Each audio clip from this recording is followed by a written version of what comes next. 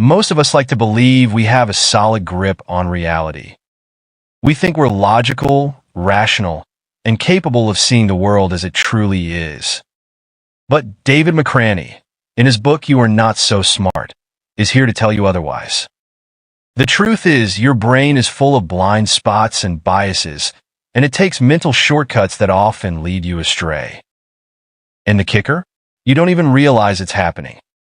This book dives into how our minds trick us every day through faulty memories, false confidence, and misguided beliefs.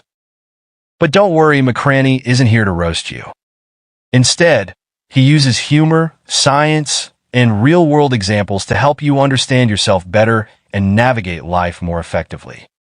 So buckle up. You're about to learn how much your brain lies to you, and why that's not such a bad thing after all.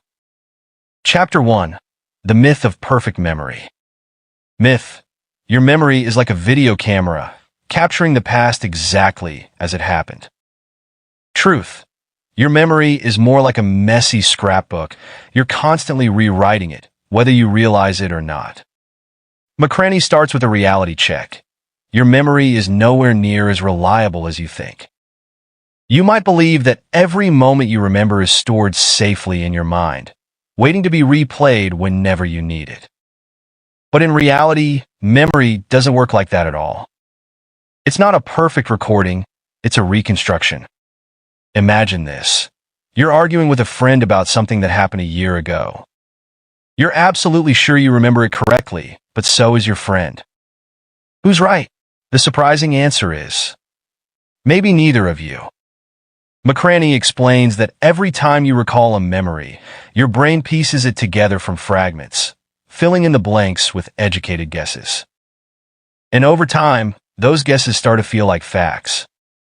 One of the most striking examples he shares comes from studies on flashbulb memories, those vivid, emotionally charged moments we all swear we'll never forget. Researchers looked at people's memories of where they were on major days, like September 11th. Right after the event, people described their experiences in detail, where they were, who they were with, and what they were doing. But when researchers followed up years later, many of those details had changed. People who initially recalled being at work now believe they were at home. Small details like what they were wearing or who they were talking to were suddenly different. The participants didn't even notice the discrepancies. This phenomenon doesn't just apply to major events. It happens in everyday life, too. McCraney gives the example of storytelling. Let's say you're recounting a funny incident to your friends. You might exaggerate a detail or leave out a less interesting part to make the story more entertaining. Over time, your brain starts to believe that new version of the story, and the original memory fades away. Even eyewitness accounts, which we often consider the gold standard in legal cases, aren't as reliable as they seem. McCraney references studies showing that people's memories of a crime can be influenced by the way they're questioned. For example, asking, "Did you see the blue car hit the pedestrian?" might make someone remember a blue car, even if the car wasn't blue at all. So, why does the brain do this? McCraney explains that memory isn't about preserving the past. It's about helping you navigate the future. Your brain prioritizes meaning over accuracy. It stores the parts of an experience that feel most important and discards the rest. This way, it can save mental energy for more pressing tasks, like survival and problem solving. Here's the twist. Even though memory is flawed, it feels completely trustworthy. When you remember something, your brain serves it up with confidence, making it almost impossible to doubt. That's why we argue so fiercely about what we know happened, even when we're wrong. What's the takeaway? McCraney says it's not about distrusting your memory altogether. It's about being aware of its limitations. If you can recognize that your memories are fallible, you'll be less likely to get stuck in arguments or hold on to beliefs that aren't grounded in reality. He advises being especially cautious in high-stakes situations, like legal disputes or major life decisions, where memory errors can have serious consequences. McCraney leaves us with this thought. Memory isn't a perfect snapshot of the past. It's a tool your brain uses to make sense of the world. And while it might not always be accurate, it's usually good enough to get the job done. Chapter 2. Priming and how your brain gets tricked. Myth. Your thoughts and decisions are entirely your own, uninfluenced by outside forces. Truth. Your brain is constantly being primed by subtle cues in your environment, often without you realizing it. Have you ever walked into a room and suddenly felt like buying something or acting a certain way, even though it didn't make sense at the time? That's the power of priming, a psychological phenomenon where small, seemingly insignificant cues can shape your thoughts and behavior. McCraney dives deep into how this works and how easily our brains can be influenced by things we don't even notice. Priming works by activating certain associations in your mind. McCraney explains this using a classic experiment. Participants were asked to unscramble sentences with either positive or negative words, words like happy, kind, or rude, for example. Afterward, they interacted with a stranger. What happened? Those primed with positive words were friendlier and more patient, while those primed with negative words were quicker to get annoyed. What's wild is that none of them realized the words had influenced their behavior. Another study showed how priming affects decision-making. In a wine store, researchers played French music on some days and German music on others. When French music was playing, people bought more French wine. When German music was playing, German wine sales went up. The customers didn't even notice the music or that it had influenced their choices. McCraney also shares how this applies to branding and advertising. Ever wondered why certain brands use specific colors or slogans? It's all about priming. Red is associated with urgency, which is why sales signs are often red. Blue conveys trust and calm, making it a popular choice for banks. Even the layout of a store can prime you to spend more. Supermarkets place essentials like milk and bread at the back, so you pass countless tempting items on the way. But priming doesn't just influence what you buy, it can shape your self-perception too. McCraney references a fascinating study where participants were asked to wear white lab coats. Some were told the coat was a doctor's coat, while others were told it was a painter's smock. Those in the doctor's coat performed better on tasks requiring focus and attention, simply because the idea of being a doctor primed them to act smarter. What makes priming so powerful is that it works without you even noticing it. McCraney says your brain is like a sponge, constantly soaking up information from your surroundings and using it to guide your behavior. The scary part? It happens so quickly and subtly that you feel like your choices are entirely your own, even when they're not. So, how can you protect yourself from being manipulated by priming? McCraney suggests becoming more aware of your environment and how it might be influencing you. If you're shopping and hear upbeat music, take a moment to ask yourself if that's affecting your mood or your willingness to spend. If you find yourself suddenly drawn to a product or idea, think about what might have planted the seed in your mind. On the flip side, you can use priming to your advantage. Let's say you're preparing for a big presentation. Surround yourself with reminders of success, images of confident speakers, motivational quotes, or even clothing that makes you feel powerful. By priming your brain with positive associations, you can boost your confidence and performance. McCraney wraps up the chapter by reminding us that priming isn't inherently bad, it's just a tool. The key is to be aware of how it's being used so you can make more intentional choices. As he puts it, your environment shapes your thoughts, but your awareness can shape your environment. Chapter 3. The Illusion of Confidence. Myth. Confident people know what they're talking about. Truth. Confidence often has little to do with actual competence. Have you ever trusted someone just because they seemed sure of themselves, only to realize later they had no idea what they were doing? That's what McCraney calls the illusion of confidence. We're naturally drawn to people who appear confident, even when their confidence isn't backed by skill or knowledge. McCraney starts with the story of a workplace experiment. A group of employees was asked to rate the competence of their coworkers based on meetings and interactions.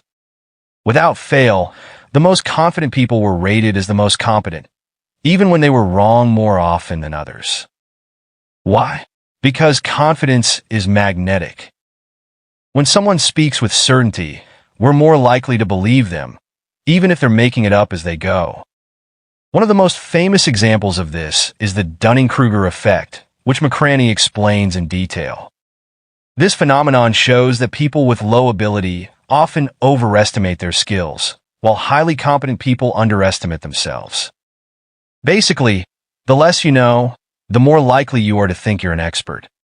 This is why someone with a shallow understanding of a topic can confidently argue with an actual expert and win in the eyes of an audience.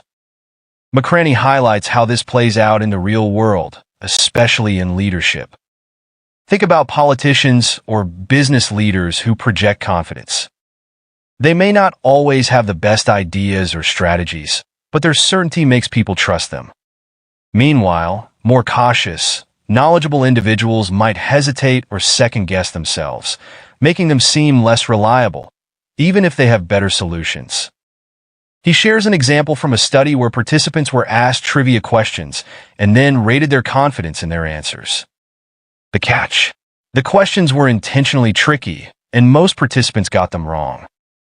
Despite this, the ones who confidently stated their answers were perceived as smarter by others in the group, even when their answers were wildly incorrect. So, why does this happen? McCraney explains that humans evolved to follow leaders who appear confident because, in survival situations, hesitation can be deadly. A confident leader, right or wrong, can inspire action, and that's often more important than being correct in the moment. But this bias toward confidence comes with risks. In modern life, blindly following confident people can lead to bad decisions, misinformation, or even outright scams. Think of con artists. They thrive on projecting absolute certainty, making you believe in their schemes without question.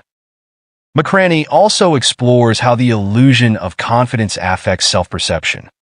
For example, you might doubt yourself in situations where you're perfectly capable, simply because someone else appears more sure of themselves.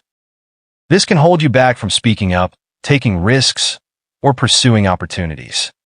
So how can you avoid being fooled by confidence, or letting your own doubts hold you back? McCraney offers a few practical tips. 1. Focus on facts, not delivery. Just because someone speaks confidently doesn't mean they're right.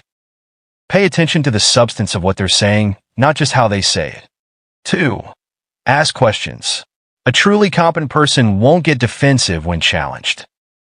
If someone's confidence crumbles under scrutiny, it's a red flag. 3. Build your own confidence the right way. Confidence isn't bad, it's necessary.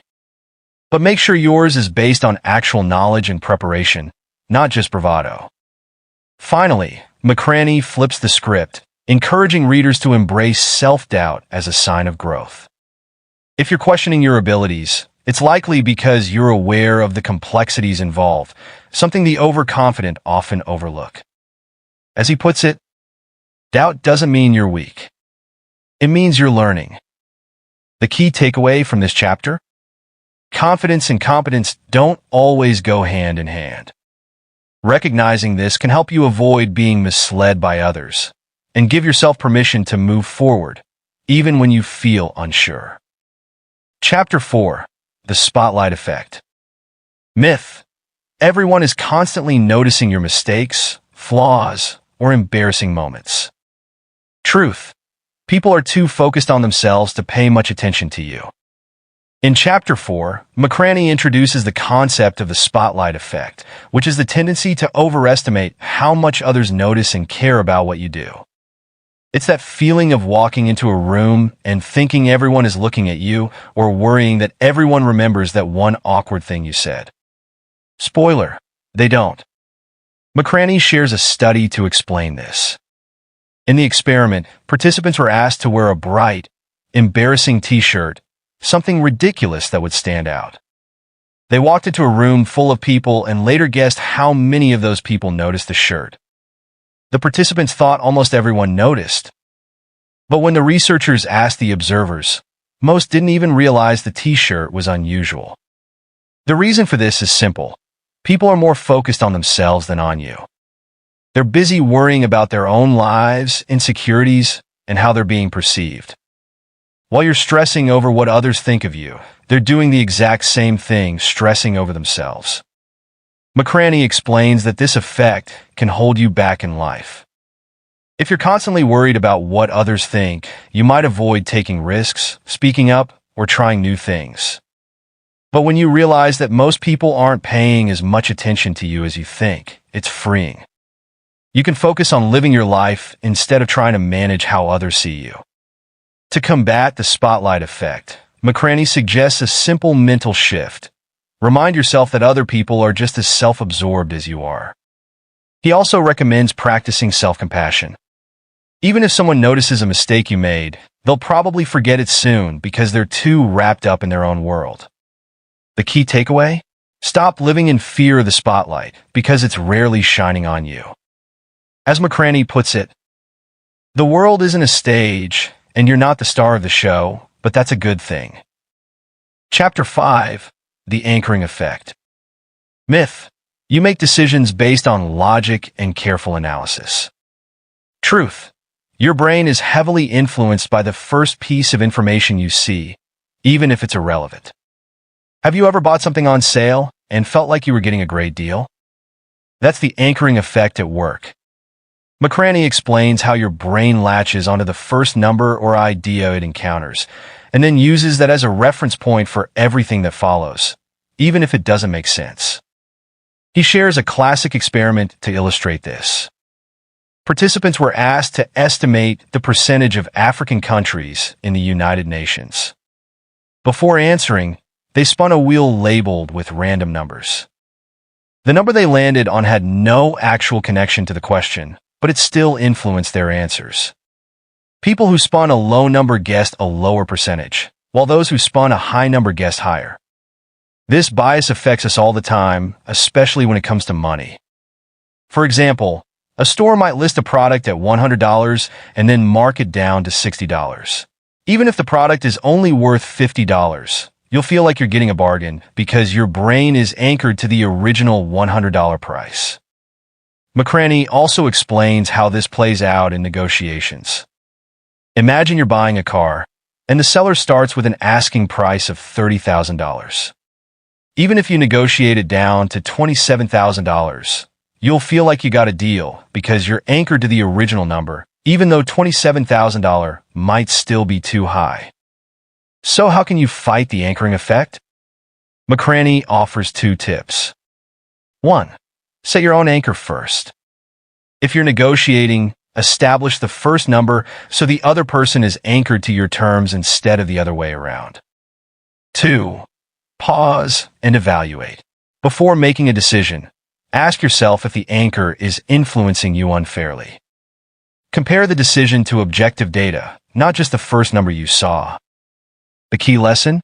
Be aware of the anchors in your life. Whether you're shopping, negotiating, or making big decisions, understanding this bias can help you avoid being manipulated.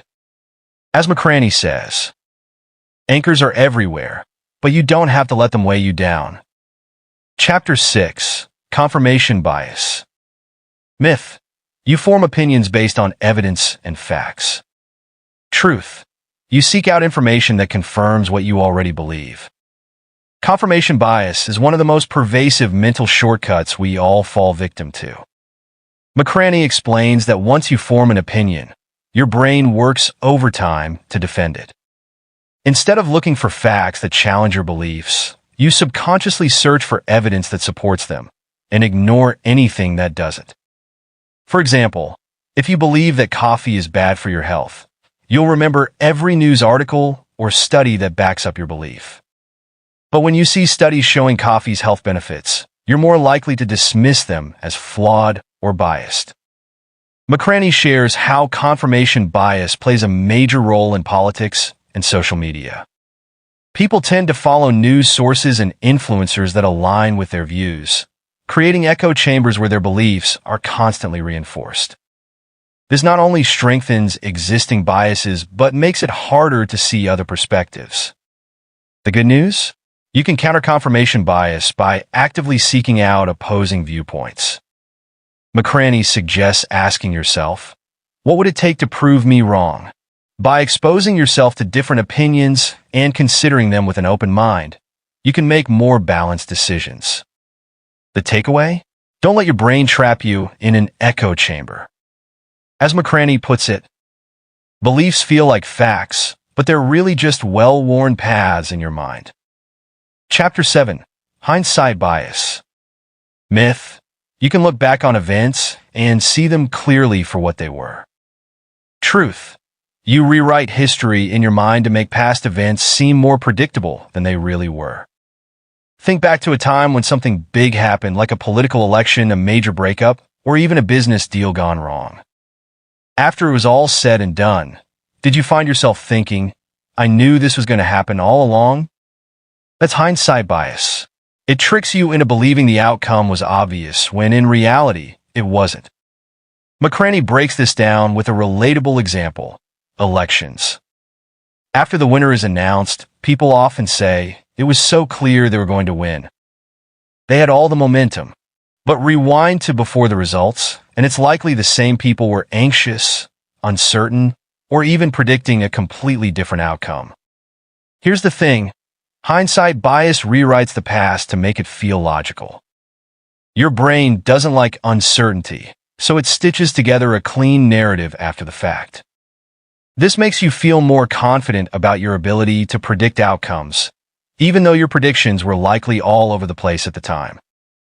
McCraney shares an experiment where participants were asked to predict the outcome of various events, like sports games or market trends. Once the results were in, they were asked to recall their original predictions. The majority misremembered their guesses, aligning them with the actual outcomes instead of what they had originally predicted. Why does this happen? McCraney explains that hindsight bias helps your brain manage complex information by simplifying it.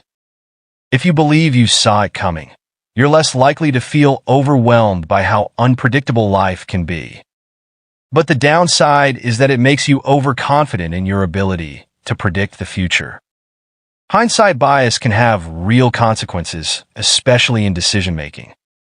For example, a business leader might look back on a failed project and think, we should have seen this coming, even if the signs weren't actually clear at the time. This can lead to unfair blame or an overly simplistic view of what went wrong. So, how do you combat hindsight bias? McCraney offers a practical solution. Keep a record of your predictions. Whether it's journaling or tracking decisions in a spreadsheet, writing down what you think will happen and why can help you see how often your hindsight bias kicks in.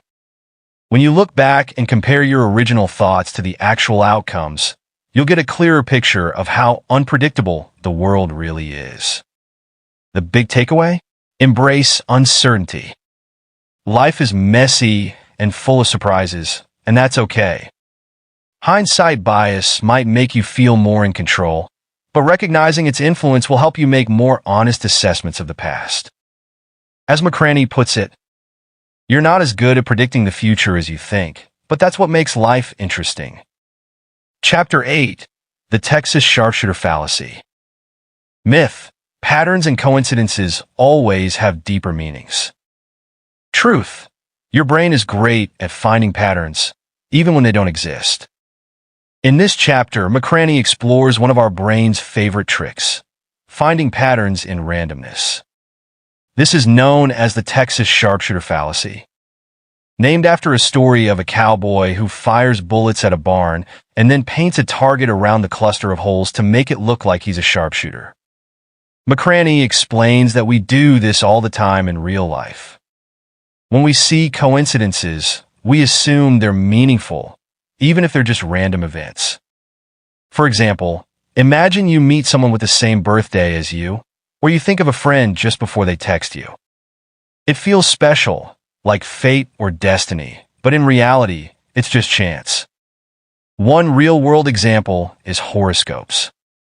People often say, my horoscope was so accurate this week. But if you look closer, you'll notice that the predictions are vague enough to apply to almost anyone. Your brain does the work of connecting the dots, creating meaning where there isn't any.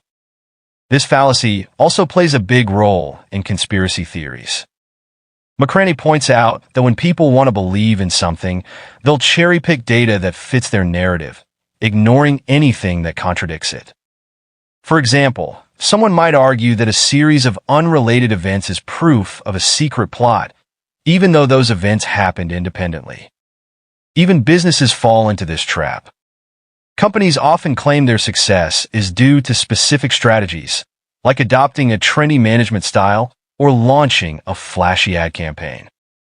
But McCraney explains that success is often a mix of luck, timing, and countless other factors, not just the strategy they decide to highlight after the fact. To avoid falling for the Texas sharpshooter fallacy, McCraney recommends looking at the broader context. Instead of focusing on a few pieces of evidence, ask yourself, what am I ignoring? He also suggests approaching coincidences with curiosity rather than certainty. Recognizing the role of randomness in life doesn't make it less meaningful, it just makes it more honest. As McCraney sums it up, patterns are comforting, but they're not always real.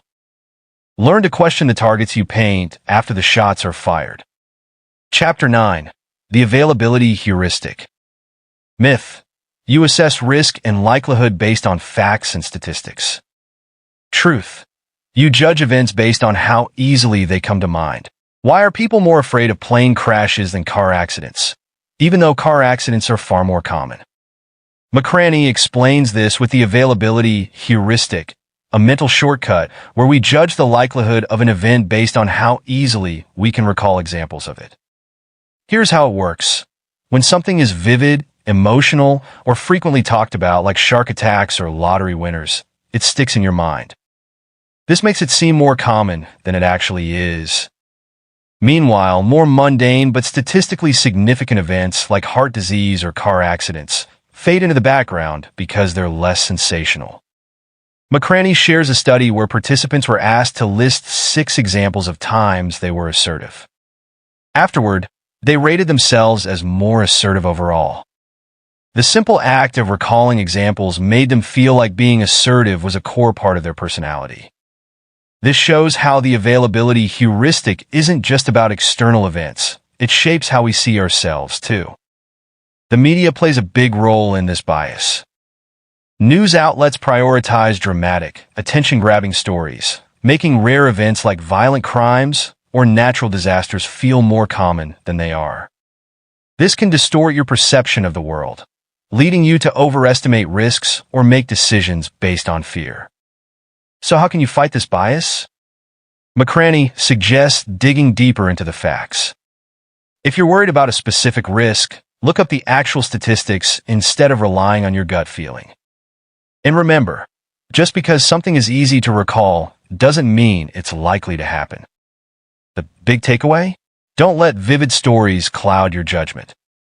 As McCraney puts it, your brain is wired to remember drama, but reality is often much quieter. Chapter 10. The Bystander Effect. Myth. If something bad happens in a crowd, someone will step in to help. Truth. The more people there are, the less likely anyone is to act. Imagine you're walking down a busy street and see someone in distress. Maybe they've fallen or are visibly upset. You might think, I should do something, but surely someone else will help. That hesitation, multiplied across everyone in the crowd, is what McCraney calls the bystander effect. McCraney shares the tragic story of Kitty Genovese, a woman attacked in New York City while dozens of people reportedly heard her cries for help.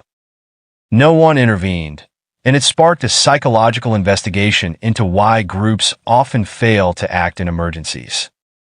Here's what researchers discovered. The more people present, the less likely anyone is to take responsibility. Psychologists call this diffusion of responsibility. When you're alone, you know it's up to you to step in. But in a crowd, everyone assumes someone else will take action, leading to inaction across the board. McCraney highlights an experiment to explain this. In one study, participants sat in a room filling out a questionnaire. Smoke started pouring under the door, simulating an emergency.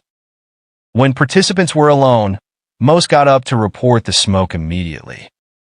But when they were in groups, people hesitated, looking to others for cues.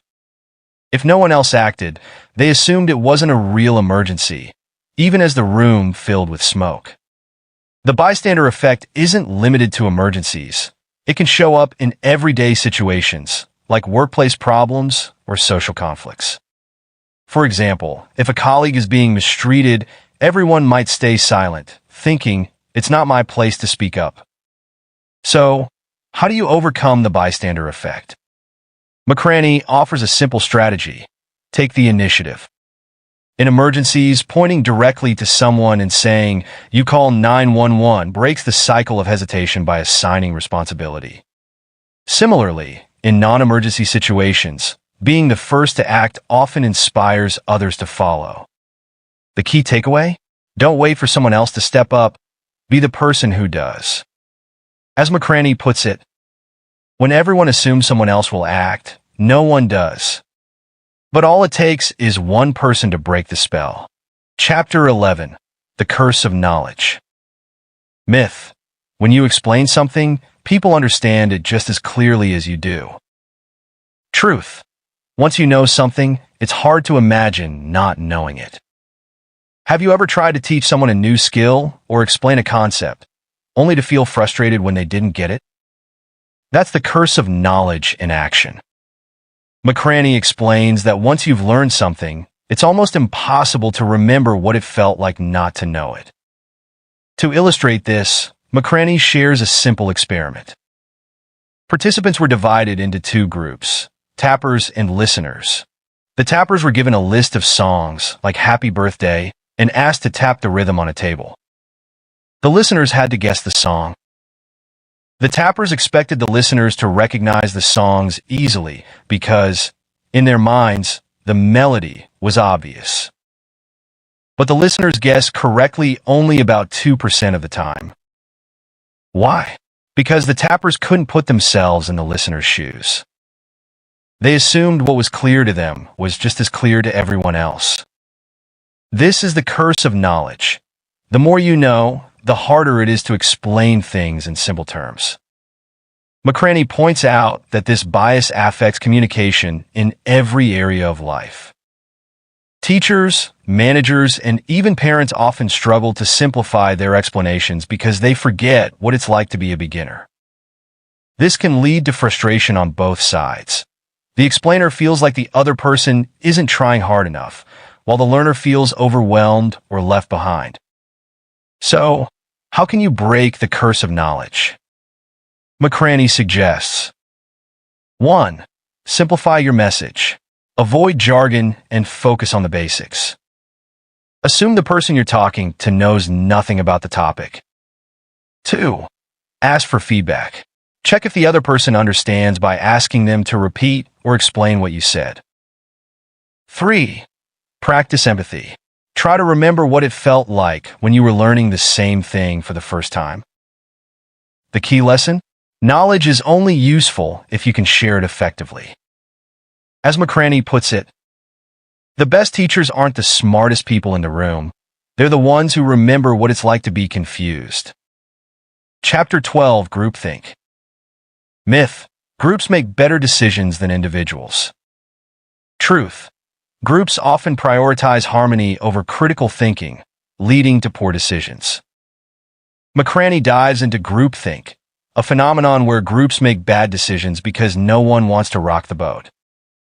When people prioritize agreement over honesty, critical thinking takes a back seat, and the group ends up going along with ideas they might otherwise reject. One of the most famous examples of groupthink is the Bay of Pigs invasion in 1961. President Kennedy's advisors failed to challenge a flawed plan because they didn't want to contradict the group's consensus. The result was a disastrous military operation that could have been avoided if someone had spoken up. McCraney shares an experiment where participants were asked to compare the lengths of lines. In some groups, actors intentionally gave the wrong answer. Surprisingly, Many participants went along with the group, even when they knew the answer was wrong.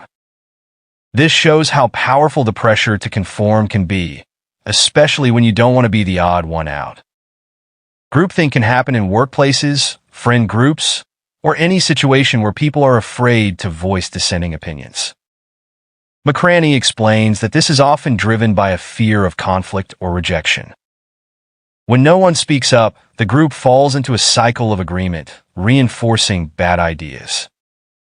To counter groupthink, McCraney offers these strategies. Encourage 10. Create an environment where people feel safe challenging ideas. Assign a devil's advocate to question decisions. 2. Break into smaller groups. Discussing ideas in smaller teams can make people feel more comfortable sharing their thoughts. 3. Seek outside opinions. Bringing in fresh perspectives can help the group avoid tunnel vision. The key takeaway? Consensus isn't always a sign of a good decision. Sometimes, it's better to challenge the group and risk disagreement than to blindly follow the majority. As McCraney puts it, a group's strength lies in its diversity of thought, not in its ability to agree. Chapter 13. The Sunk Cost Fallacy. Myth: you should stick with something because you've already invested time, money, or effort into it. Truth: continuing with a bad decision just because you've invested in it is often a waste of even more resources. Ever stayed in a bad relationship or kept going with a project you knew wasn't working just because you'd already put so much into it? That's the sunk cost fallacy in action. McCraney explains how this mental trap makes us cling to things that no longer serve us, simply because we don't want our past efforts to feel wasted. Imagine this. You've been waiting in a long line for a concert, but a sudden storm starts pouring down. You're soaking wet, and the line isn't moving. Do you leave, or do you stay because you've already waited an hour? Most people stay, telling themselves, "I've already come this far. I can't give up now." But McCraney argues that this reasoning is flawed. The time you've already spent is gone. It's a sunk cost. The smarter decision would be to leave and avoid further misery. This fallacy doesn't just show up in small decisions. It can have massive consequences. McCraney references major business failures where companies kept investing in losing strategies, unable to cut their losses because they had already spent millions. For example, Kodak famously stuck to film photography even when it was clear digital cameras were the future. They had invested so much in their old technology that they couldn't let go, and it led to their downfall. Why do we fall into this trap? McCraney explains that it's partly due to loss aversion. We hate feeling like we've wasted something. But clinging to bad decisions only makes the loss greater. The way to break free? Focus on the future, not the past. McCraney suggests asking yourself this question. If I weren't already invested in this, would I still choose it? If the answer is no, it's time to move on. The takeaway here is simple but powerful. Don't throw good resources after bad. As McCraney says, what's gone is gone. Your only job is to decide what's worth investing in next. Chapter 14. Social Proof. Myth: you make decisions based on your own judgment. Truth: you often follow the crowd, especially when you're unsure of what to do. Why do people stop to look up at the sky just because they see someone else doing it? That's social proof at work. McCraney explains that humans are social creatures, and we often take cues from others to figure out what's appropriate or correct in a given situation. He shares a fascinating experiment to illustrate this. Researchers placed a single person on a busy street, looking up at a building. At first, people ignored them. But when a group of people joined in, passersby started stopping to look up, too, even though there was nothing there. The more people gathered, the more others joined, creating a snowball effect. This same principle applies to reviews, testimonials, and trends. For example, if you're deciding between two restaurants and one has a long line, you're more likely to pick that one, even if you don't know if the food is actually better. Your brain assumes that if other people like it, it must be good. Social proof can be helpful, but it can also lead to herd behavior, where people follow the crowd without questioning why. McCraney points to historical examples like stock market bubbles, where investors keep buying because everyone else is, only for the market to crash when reality sets in. So, how do you avoid being blindly influenced by social proof? McCraney suggests pausing to ask yourself, is this really the best choice for me? Or am I just following the crowd? Use social proof as a guide, but don't let it replace your own judgment. The big lesson? Crowds aren't always right. As McCraney puts it, just because everyone's doing it doesn't mean you should too. Be curious, not just compliant. Chapter 15, Pluralistic Ignorance. Myth. When you're in a group, you act based on what others truly think and feel. Truth. People often pretend to agree with the group, even if they don't.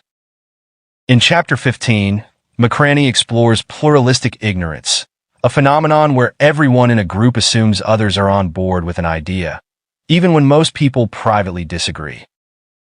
This creates a false sense of consensus, and it's surprisingly common in both social and professional settings.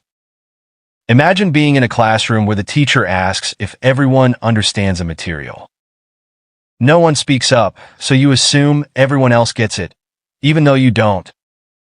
But in reality, many of your classmates are probably just as confused as you are.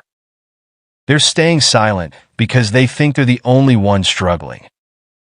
McCraney shares a striking example from college campuses. Many students believe their peers are more comfortable with heavy drinking than they actually are. This false perception leads to a culture where people feel pressured to drink excessively, even though most don't actually enjoy it. Pluralistic ignorance can have serious consequences. In workplaces, it can lead to bad decisions if no one speaks up about concerns. In social movements, it can delay progress when people think they're alone in their beliefs. To counter this, McCraney suggests breaking the silence. Be the first to voice your thoughts, even if it feels uncomfortable. Often, you'll find that others share your perspective, but we're too afraid to speak up. The key takeaway? You're not alone in your doubts or disagreements. As McCraney puts it, the crowd isn't as united as it seems. All it takes is one voice to reveal the truth. Chapter 16, The Overjustification Effect. Myth. The more rewards you give someone, the more motivated they'll be.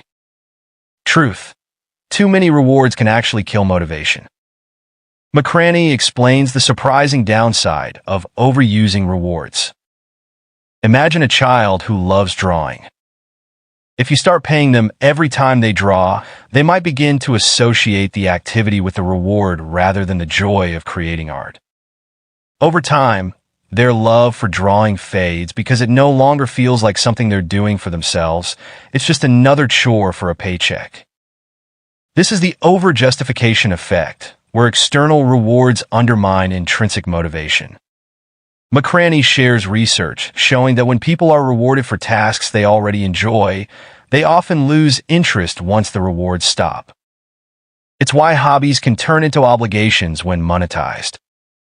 In one experiment, children who enjoyed solving puzzles were divided into two groups. One group was rewarded for completing puzzles, while the other wasn't. After a while, the rewarded group became less interested in solving puzzles when the rewards were taken away, while the unrewarded group kept going because they genuinely enjoyed it. The lesson here isn't that rewards are bad. They can be great for encouraging new habits or behaviors. But if you're trying to sustain long-term motivation, it's better to focus on the joy and satisfaction that comes from the activity itself. McCraney emphasizes that intrinsic motivation is more powerful and enduring than external rewards. Chapter 17, The Illusion of Transparency. Myth. People can easily tell what you're thinking or feeling. Truth. You're far more opaque to others than you think. Have you ever been nervous during a presentation and thought, everyone can tell I'm freaking out? According to McCraney, they probably couldn't. This chapter dives into the illusion of transparency, the belief that your inner thoughts and feelings are obvious to others, when in reality, they're not. McCraney describes a study where participants were asked to lie while being observed. Most of them believed their lies were obvious, but the observers had no idea who was lying. This shows that people aren't as attuned to your inner state as you might think. The same goes for public speaking. You might feel like your nerves are on full display, but most of the time, your audience only sees what you project outwardly. A shaky voice or a small stumble might feel massive to you, but it's likely unnoticed or quickly forgotten by others. Understanding this illusion can be liberating. It means you don't have to obsess over every little slip-up because others aren't analyzing you as closely as you think. McCraney encourages readers to lean into this fact and focus less on how they appear and more on what they're trying to convey. Chapter 18. The Self-Fulfilling Prophecy. Myth. Your beliefs and expectations have no effect on reality. Truth. What you believe can shape the outcome of events. In this chapter, McCraney explains how your expectations can influence not only your actions, but also the behavior of those around you. This is the self-fulfilling prophecy, where what you believe to be true becomes true because you act in ways that make it so. McCraney shares an experiment involving teachers. Researchers told some teachers that certain students were gifted, even though the students were randomly selected. Over time, those students actually performed better because the teachers unconsciously gave them more attention, encouragement, and opportunities to succeed. This phenomenon also shows up in personal relationships. If you expect someone to be cold or unfriendly, you might act standoffish toward them, which in turn makes them less likely to engage with you. On the flip side, expecting kindness can lead to warmer interactions because your behavior invites it. McCraney suggests using this insight to your advantage. Instead of focusing on worst-case scenarios, try setting positive expectations for yourself and others. While it won't guarantee success, it can create a ripple effect that improves outcomes in surprising ways. This chapter isn't just about optimism. It's a reminder that your mindset can subtly shape the world around you in ways you might not even notice. Chapter 19. The Halo Effect. Myth. You judge people based on who they really are. Truth. Your impression of one trait can color how you see everything else about them. Think about the last time you met someone who was really attractive or charismatic. Did you find yourself assuming they were also smart, kind, or talented? That's the halo effect in action, a mental shortcut where one positive trait influences your entire perception of a person. McCraney explains this with a classic study. Participants were shown two different descriptions of the same person, but the order of traits was flipped. In one description, intelligent came first, while in the other, stubborn led the list. Even though both lists contained the same traits, people viewed the person as more likable when intelligent came first. This shows how easily your brain forms impressions based on the most noticeable or positive traits. This bias shows up everywhere, from job interviews to elections. For instance, studies show that attractive people are more likely to be hired, promoted, or even acquitted in court because their looks create a halo that makes them seem more capable or trustworthy. Similarly, a friendly politician might be seen as more competent, even if their track record says otherwise. The problem with the halo effect is that it oversimplifies people, leading to unfair judgments. McCraney suggests fighting this bias by consciously separating traits. If someone is charming, ask yourself, am I assuming they're competent because of their personality, or do I have evidence to back it up? It's not about distrusting your instincts, it's about questioning them. McCraney reminds us that everyone is a mix of strengths and flaws, and no single trait should define how we see them. Chapter 20. The just world fallacy. Myth: the world is fair, and people get what they deserve. Truth: bad things happen to good people, and fairness is often an illusion. This chapter tackles the just world fallacy, the comforting belief that the world is inherently fair. McCraney explains that we like to think good things happen to good people and bad things happen to bad people because it gives us a sense of order and control. But the truth is much messier. He shares an example involving victim blaming. When people hear about someone who suffered a misfortune, like losing their job or being a crime victim, they often assume the person must have done something to deserve it. This isn't because they're heartless. It's because their brains are trying to maintain the illusion of a fair world.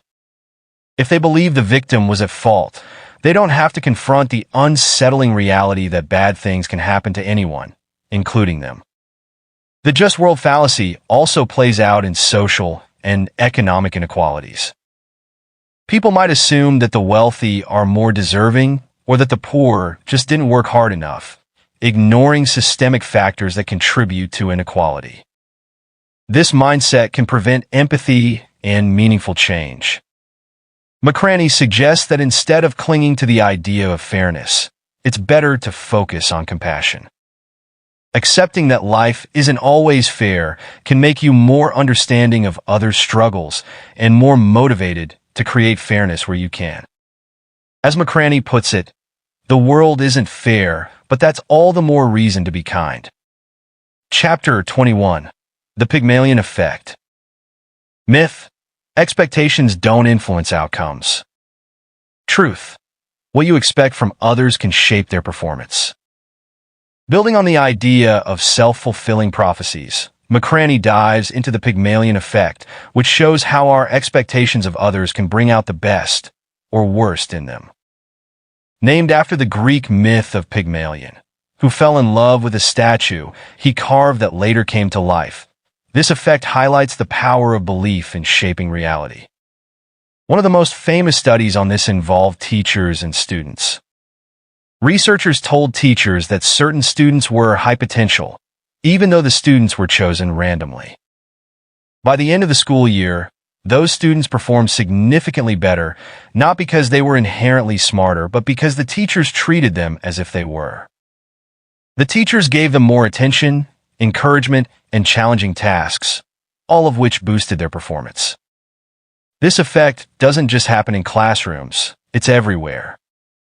In workplaces, for example, managers who believe their employees are capable often create conditions that help those employees succeed.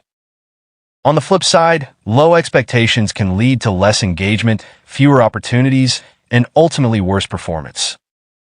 The Pygmalion effect is a reminder that your attitude toward others can have a profound impact.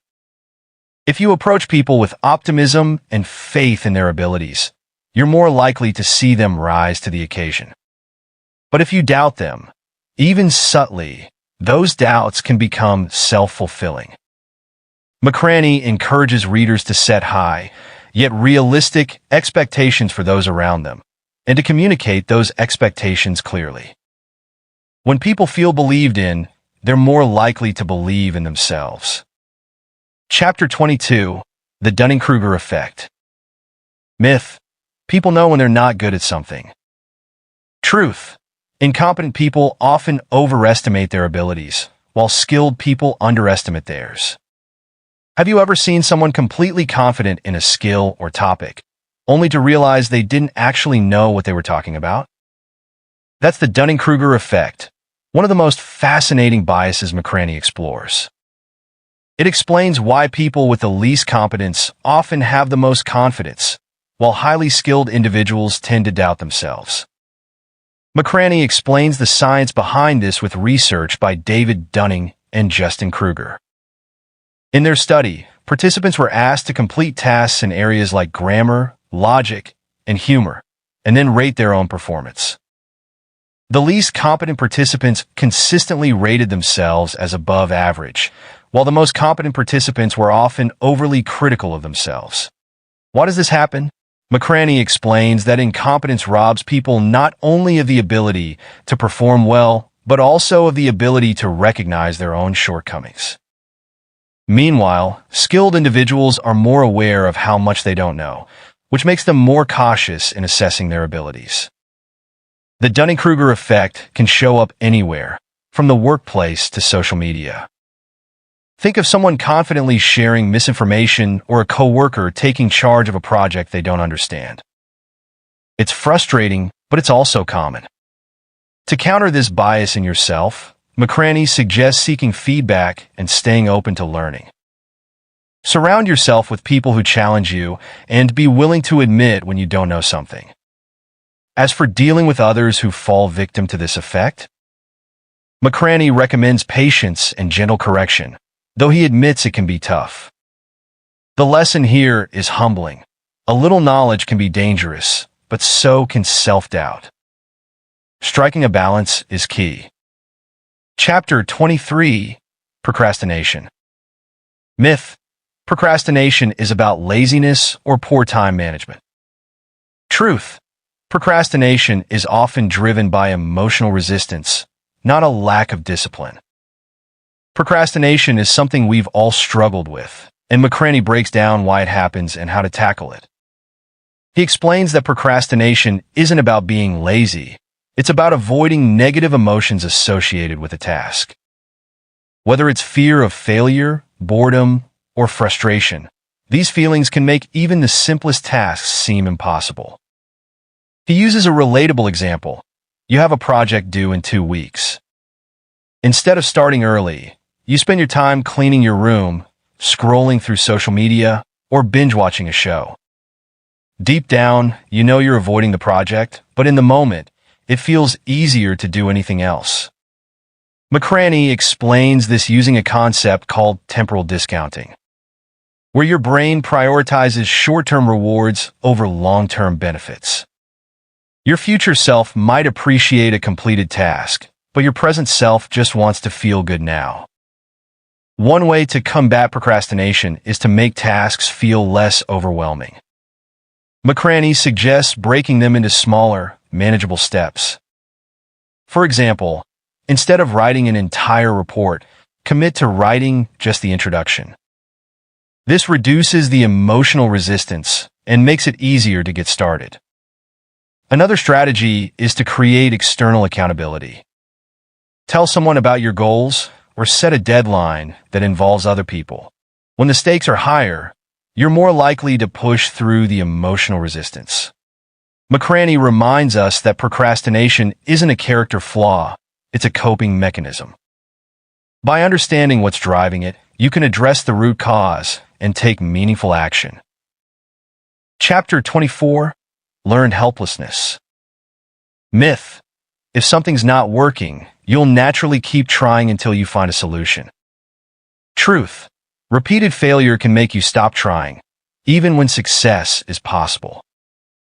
In this chapter, McCraney explains learned helplessness, a phenomenon where people give up on solving problems because they've been conditioned to believe their efforts are futile. This mindset can trap people in bad situations, preventing them from taking action even when opportunities arise. He shares a powerful study involving dogs. In the experiment, some dogs were repeatedly exposed to unavoidable shocks. Later, when they were placed in a situation where they could escape the shocks by jumping over a barrier, they didn't even try. They had learned that their actions didn't matter, so they stopped looking for solutions. Humans experience this too. For example, someone stuck in a toxic job or relationship might feel like nothing they do will improve their situation, so they stop trying altogether. Even when better options appear, like a new job opening, they might not pursue them because they've internalized the belief that nothing will change. McCraney explains that learned helplessness often stems from repeated failures or prolonged exposure to negative environments. Over time, this creates a cycle where people stop seeing the point in trying, which reinforces their sense of helplessness. Breaking this cycle requires small wins. McCraney suggests setting achievable goals to rebuild confidence in your ability to make a difference.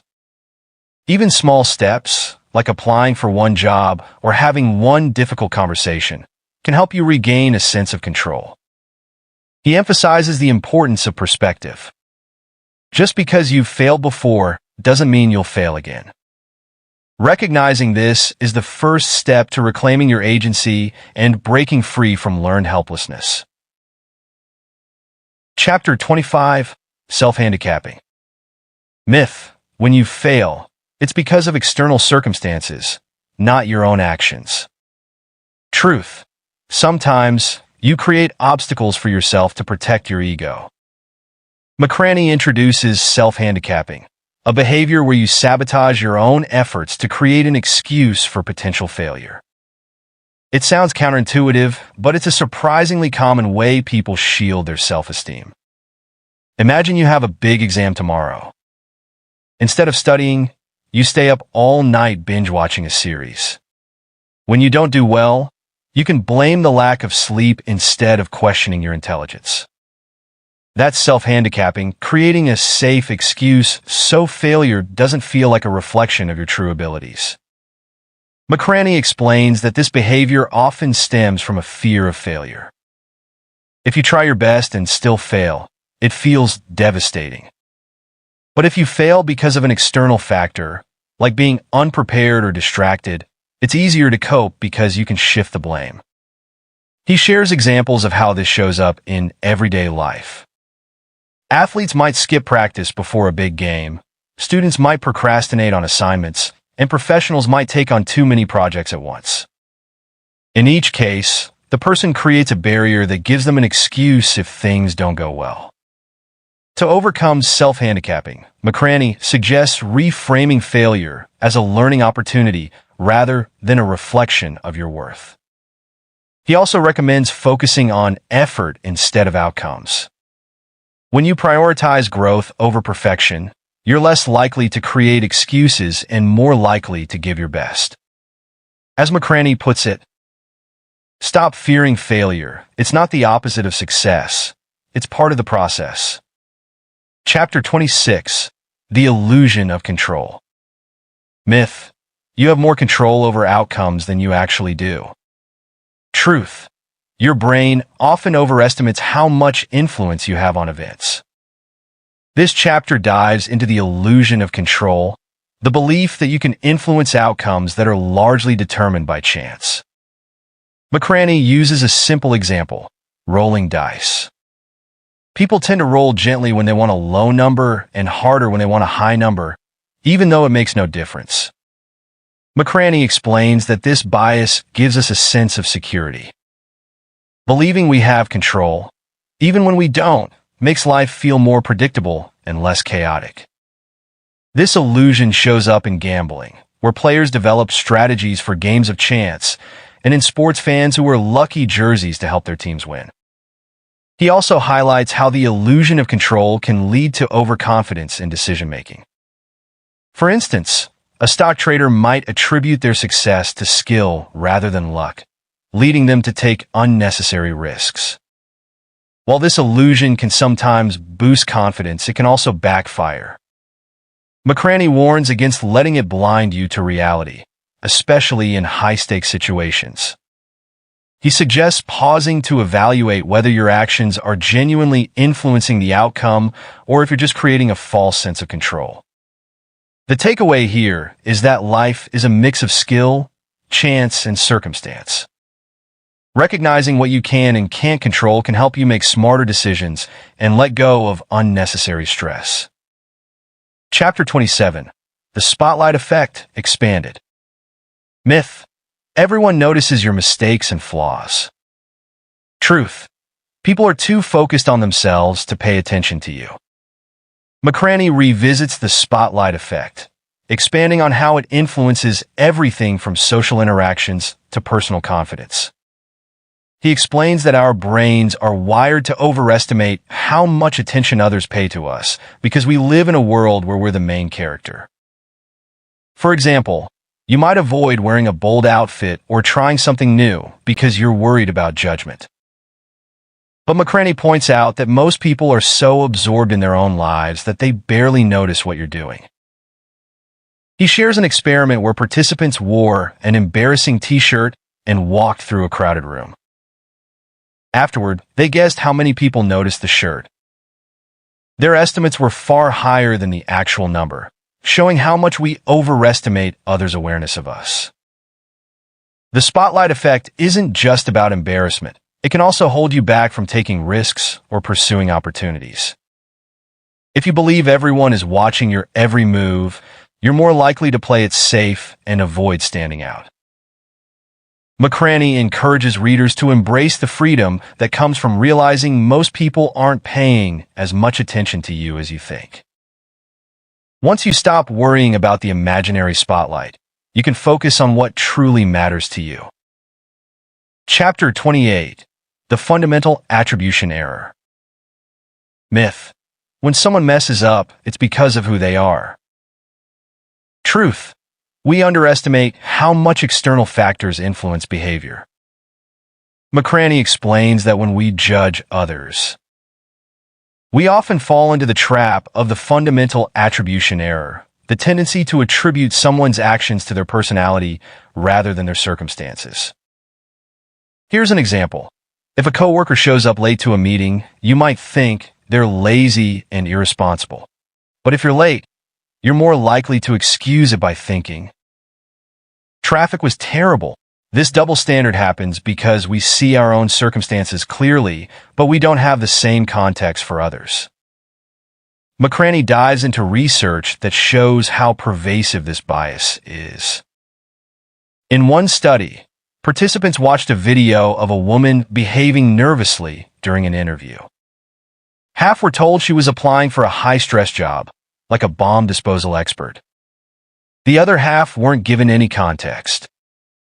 Those without context assumed she was naturally anxious, while those with the explanation were more forgiving, attributing her behavior to the situation. This bias doesn't just affect how we view others, it shapes how we treat them.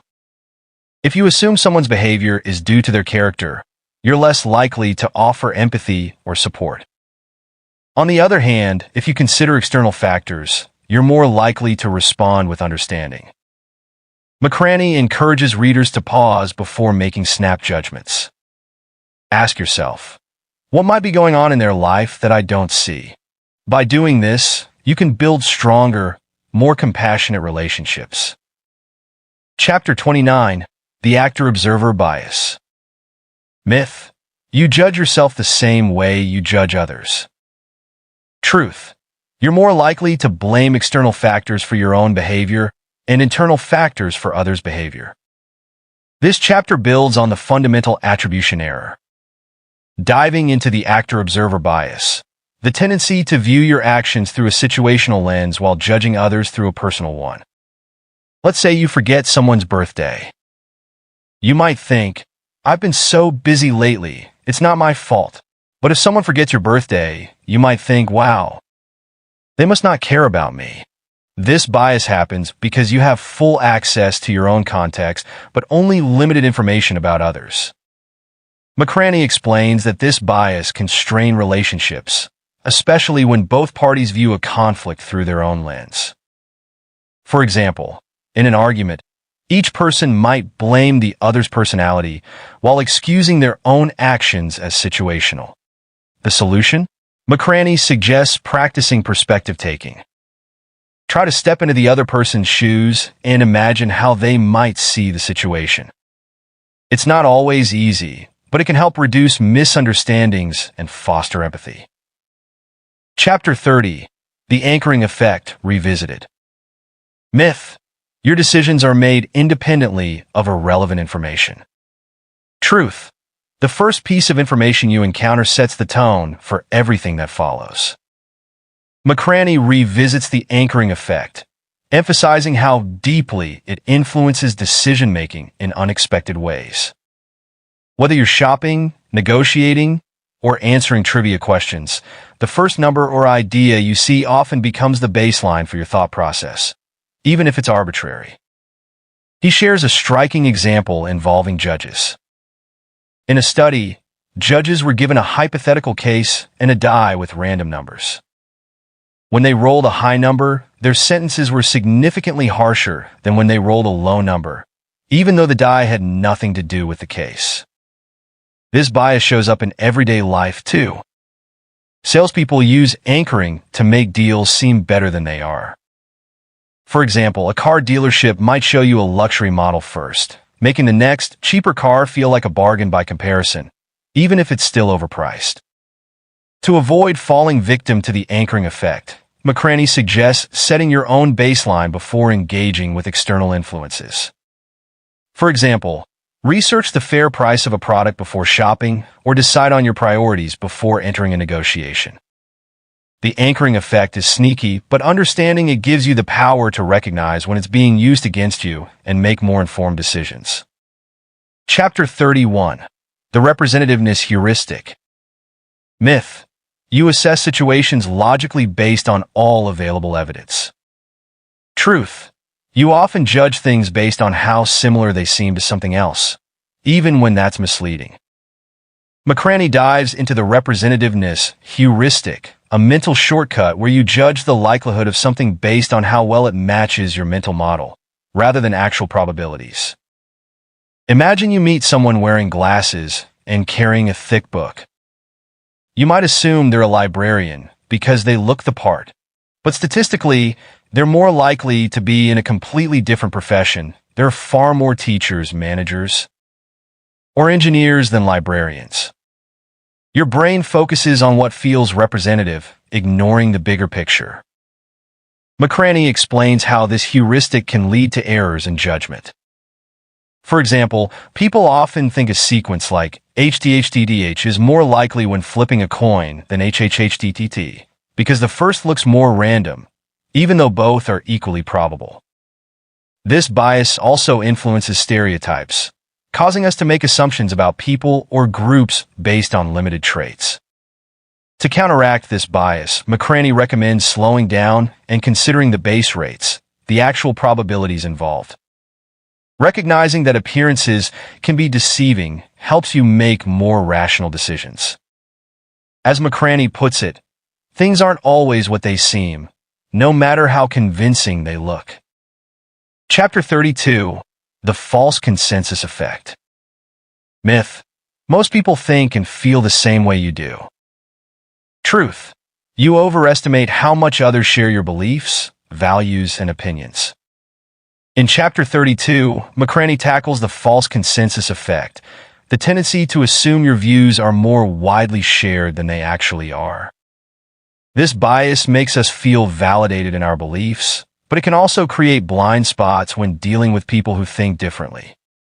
For example, if you're a passionate environmentalist, you might assume most people care about climate change as much as you do. But when confronted with someone who doesn't share your urgency, it can feel baffling. McCraney explains that this disconnect happens because your brain surrounds you with a bubble of like-minded people and experiences, reinforcing the illusion that your views are the norm. This bias often shows up in arguments. People struggle to understand opposing perspectives because they assume their stance is common sense. But in reality, what feels obvious to one person might seem absurd to another. McCraney suggests breaking this illusion by actively seeking out diverse perspectives. Talk to people with different backgrounds, read opinions you disagree with, and stay curious about why others think the way they do. Doing this doesn't mean you have to change your beliefs, it just helps you see the world through a broader lens. The world is full of variety, and that's what makes it interesting. Remembering this can help you navigate disagreements with more understanding and less frustration. Chapter 33. The Gambler's Fallacy. Myth. If something happens frequently now, it will happen less often in the future. Truth. Random events don't balance out. Each outcome is independent. This chapter explores the gambler's fallacy, a common belief that luck has a memory. Imagine flipping a coin and getting heads 5 times in a row. You might think, tails has to come next, it's overdue. But McCraney explains that each flip is independent, with the same 50-50 odds every time. This fallacy often traps people in gambling.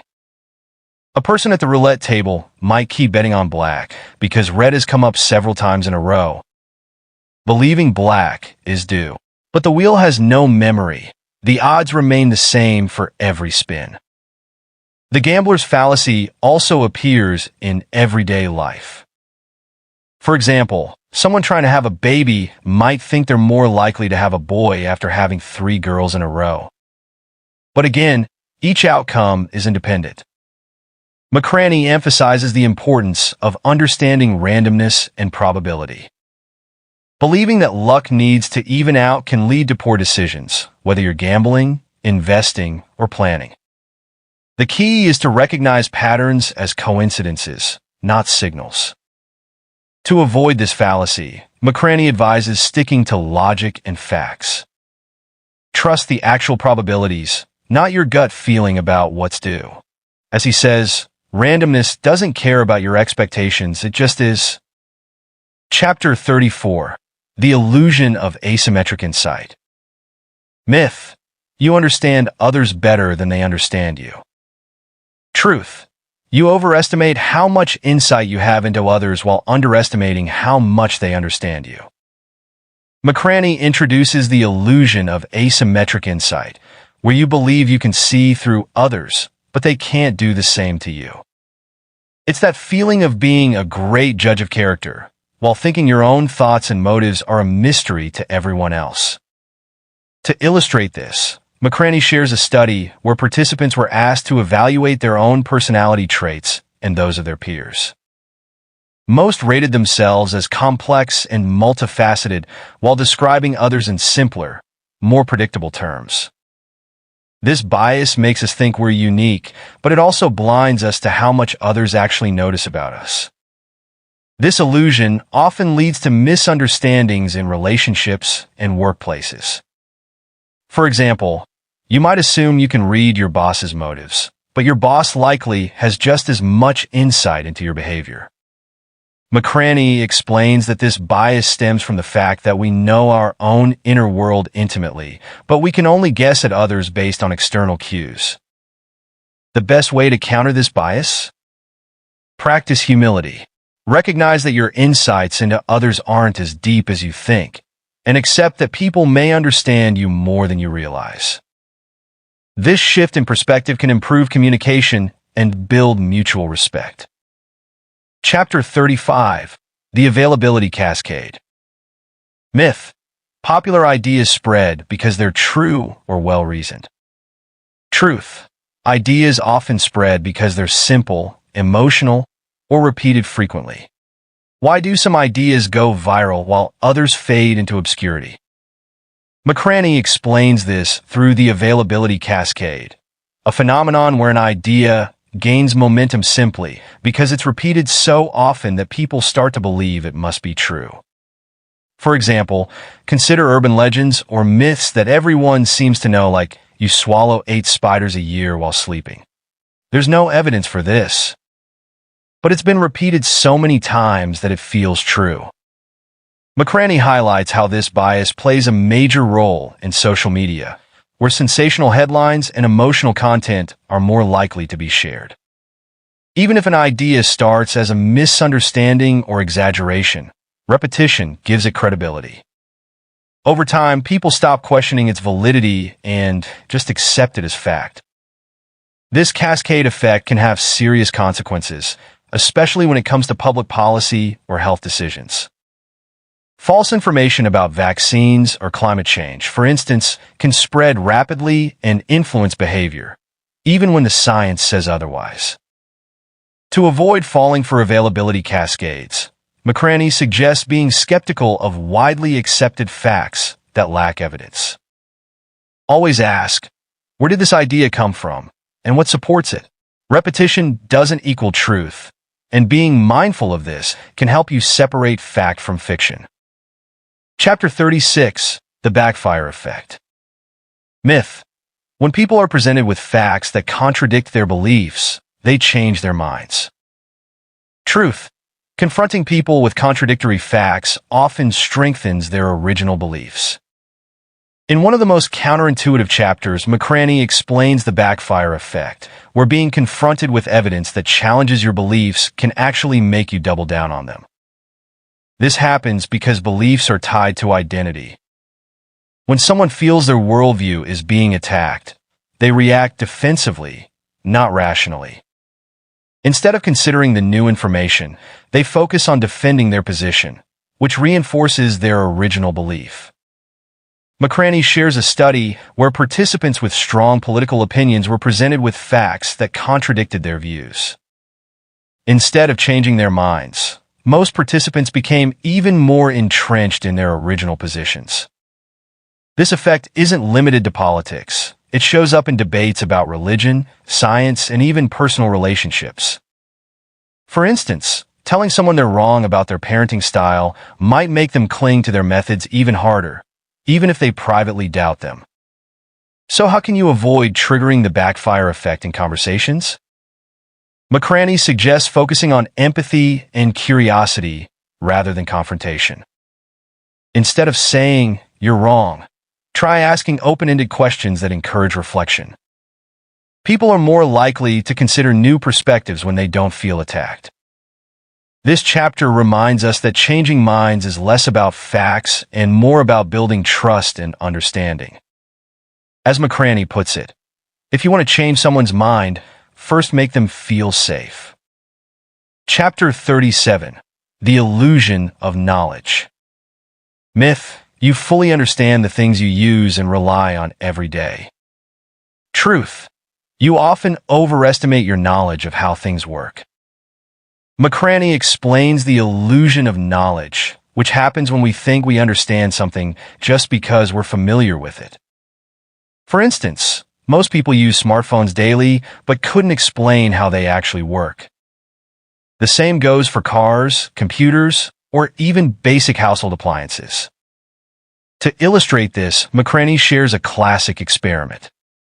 Participants were asked how well they understood the mechanics of everyday objects, like a toilet or a zipper. Initially, they rated their understanding as high. But when asked to explain in detail, they realized they knew far less than they thought. This drop in confidence is called the illusion of explanatory depth. This bias can lead to overconfidence in areas where our knowledge is shallow. For example, someone might feel strongly about a political policy but struggle to explain the details when questioned. The illusion of knowledge gives us the false comfort of thinking we know more than we do. McCraney suggests combating this bias by embracing humility and curiosity. Instead of assuming you know how something works, take the time to learn about it in detail. Doing so not only improves your understanding, but also makes you more open to other perspectives. As McCraney says, knowing what you don't know is the beginning of true wisdom. Chapter 38. The Anchoring Effect. Myth: the first piece of information you encounter doesn't affect your decisions. Truth: your brain automatically latches onto the first data point, even if it's irrelevant. Returning to the anchoring effect, McCraney emphasizes how pervasive and persistent this bias is. It doesn't just show up in negotiations or shopping. It influences how you evaluate risks, interpret statistics, and even judge people. Imagine you're estimating the population of a city. If someone tells you it's at least 1 million, your guess will likely be closer to that number, even if the actual population is much smaller. Your brain uses the initial number as a reference point, whether it's accurate or not. McCraney highlights how marketers exploit this bias. For instance, a product might be labeled as originally $100, now $70, making you think you're getting a great deal, even if $70 is the standard price. Anchors can also influence medical decisions, where an initial diagnosis might bias doctors toward certain treatments, even if new evidence suggests a different approach. The key to overcoming anchoring is to be aware of it. Before making a decision, ask yourself, am I being influenced by the first number or idea I encountered? By questioning your thought process, you can break free from this subtle but powerful bias. Chapter 39. The Ikea Effect. Myth: the value of something is determined by its intrinsic qualities. Truth: you value things more when you've put effort into creating them. In this chapter, McCraney introduces the Ikea effect, which explains why we're more attached to things we've had a hand in creating. It's named after the furniture giant Ikea, where customers assemble their own products. The effort you put into building a bookshelf makes it feel more valuable than if it came pre-assembled. McCraney describes an experiment where participants were asked to build origami creations. They then rated their value and guessed how much others would pay for them. Unsurprisingly, people who made the origami thought it was worth far more than those who didn't. The act of creation made them emotionally invested. This bias isn't limited to physical objects. It extends to ideas and projects, too. For example, if you've spent weeks working on a presentation, you might become overly attached to it, even if it's not the best approach. The effort you've invested makes it harder to let go or accept feedback.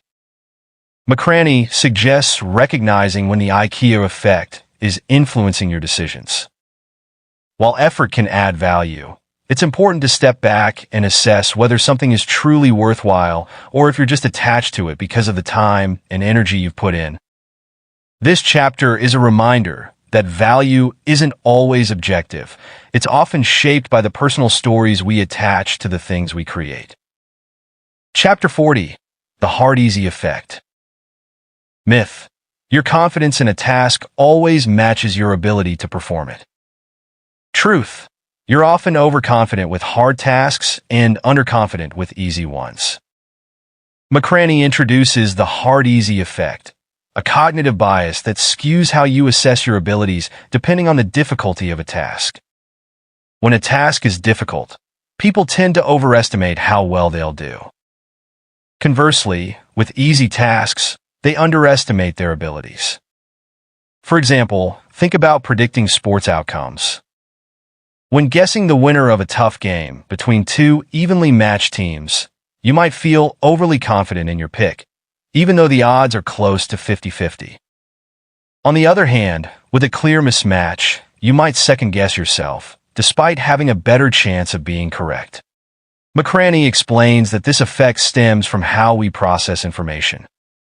With hard tasks, our brains fill in gaps with overconfidence to compensate for uncertainty. With easy tasks, we overanalyze, creating unnecessary doubt.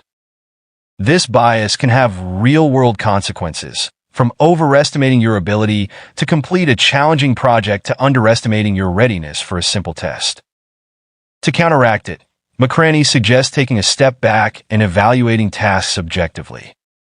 Ask yourself, am I letting the difficulty or ease of this task cloud my judgment?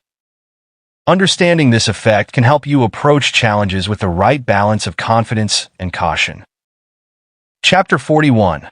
The Misinformation Effect. Myth. Your memories are accurate and unchanging. Truth.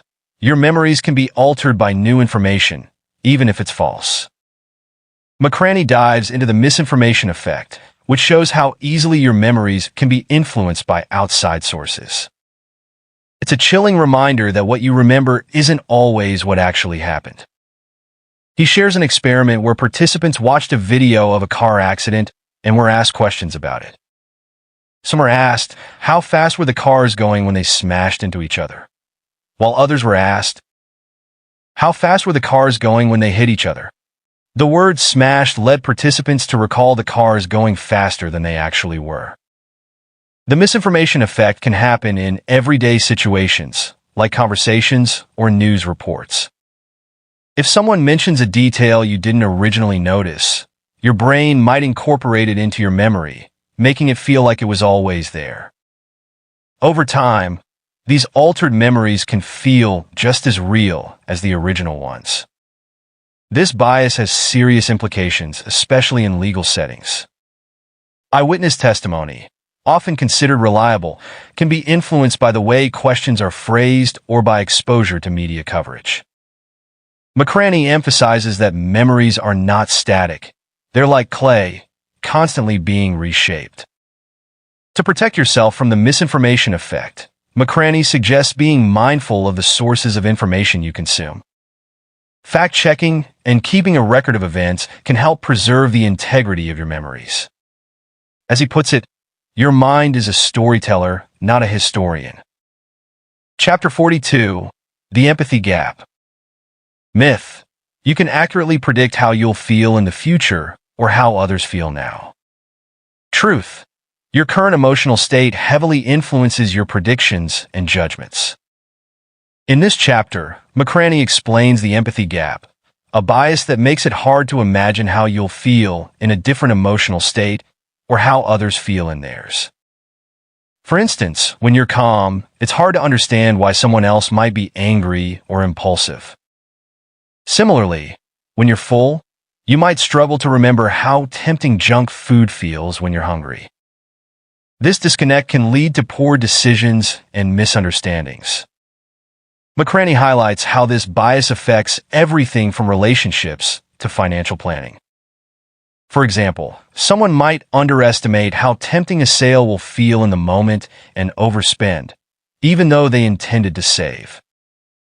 In relationships, the empathy gap can cause frustration when you can't understand why your partner feels or acts a certain way. He shares a study where participants were asked to predict how they'd behave in a morally challenging situation. People overwhelmingly believe they'd act ethically. But when put in a real-life scenario, many compromise their values under pressure, showing how the empathy gap distorts self-perception. To bridge the empathy gap, McCraney suggests practicing mindfulness and perspective-taking. Pause to consider how your emotions might be influencing your judgment, and try to imagine the situation from another person's point of view. This small effort can lead to better decisions and deeper connections with others. Chapter 43, The Curse of Expectations. Myth. High expectations always lead to better experiences.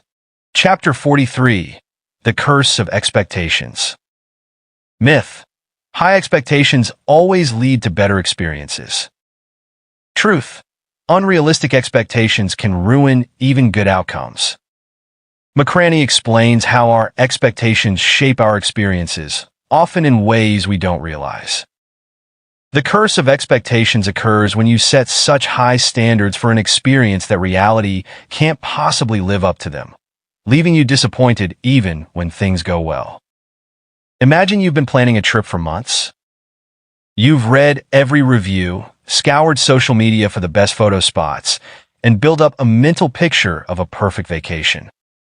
But when you finally arrive, the food isn't as amazing as you hoped, the weather isn't perfect, or the lines are longer than expected. Even though it's still a good trip, it feels underwhelming because your expectations were sky high. McCraney shares how this bias often plays out in relationships, work, and personal achievements. For example, people expect a major milestone, like getting married, landing a dream job, or buying a house, to bring unending happiness. While these moments can be fulfilling, the day-to-day realities rarely match the idealized version in your mind. The curse of expectations also affects how we perceive others. If you expect someone to behave a certain way, whether it's a partner, friend, or co-worker, you might overlook their actual efforts because they don't align with what you imagined. To combat this, McCraney suggests practicing gratitude and mindfulness. Instead of focusing on what's missing, appreciate what's there. Lowering your expectations doesn't mean settling. It means making room to enjoy reality for what it is. As McCraney says, happiness isn't about getting what you expect. It's about learning to love what you get. Chapter 44, The Illusion of Multitasking. Myth. You can effectively do multiple things at once. Truth. Multitasking reduces your focus and efficiency. Many people pride themselves on multitasking, believing it's a skill that helps them get more done. But McCraney debunks this myth, explaining that your brain isn't built to focus on multiple tasks at the same time. What you think of as multitasking is actually your brain rapidly switching between tasks, which takes extra energy and reduces accuracy. He shares a study where participants were asked to perform 2 tasks at once, like solving math problems while monitoring a screen for changes. Their performance dropped significantly compared to when they focused on 1 task at a time. This happens because every switch forces your brain to reset, causing delays and increasing the likelihood of mistakes. The illusion of multitasking is particularly harmful in high-stakes situations. For example, texting while driving feels manageable because the tasks are quick, but studies show it dramatically increases the risk of accidents. Similarly, multitasking at work can lead to errors, missed details, and lower quality output, even if you feel productive. McCraney recommends adopting a single-tasking mindset to improve focus and efficiency. Start by prioritizing your tasks and tackling them one at a time. Turn off distractions, like notifications, and dedicate specific blocks of time to deep work. Multitasking might feel like the modern way to work, but McCraney reminds us that true productivity comes from focus. As he puts it, the more you try to do at once, the less you truly accomplish. That's a wrap on You Are Not So Smart by David McCraney, a deep dive into the biases, mental shortcuts, and quirks that shape how we think and act every day. This book doesn't just point out the flaws in our thinking. It gives us the tools to recognize them, work around them, and even use them to our advantage. But here's the thing. What we covered today is just the tip of the iceberg. McCraney fills the book with even more examples, stories, and insights that dig deeper into how your brain works. If this summary intrigued you, I highly recommend picking up the full book and experiencing it for yourself. Reading it isn't just about learning psychology. It's about understanding yourself and the people around you in a way that's both eye-opening and empowering. Trust me, you'll start noticing these biases everywhere once you know what to look for. Thank you for tuning in. If you enjoyed this summary, don't forget to like, subscribe, and share your thoughts in the comments. And hey, if there's a book you'd like us to summarize next, let me know. I'd love to hear from you. Until next time, stay curious, stay open-minded, and keep learning. See you in the next one.